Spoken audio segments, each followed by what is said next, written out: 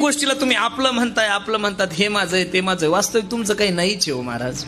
परवा दिवशी एका माणसाकडे गेलो, 50 एकर त्यानं द्राक्ष लावलेले होते दादा.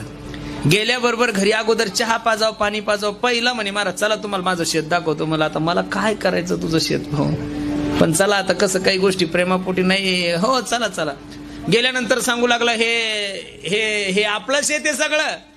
मी त्याला थोडं माफी मागून बोललोच. त्याला म्हणलं हे बघ, तुझा बाप जन्माला यायच्या अगोदर सुद्धा ही जमीन इथंच होती, तुझा आजोबा जन्माला यायच्या अगोदर सुद्धा ही जमीन इथंच होती, आणि तुझा पंजोबा जन्माला येण्याच्या अगोदर सुद्धा ही जमीन इथंच होती, आणि तुझा बाप मेला, आजोबा मेला, आणि तुझी जमीन इथंच आहे.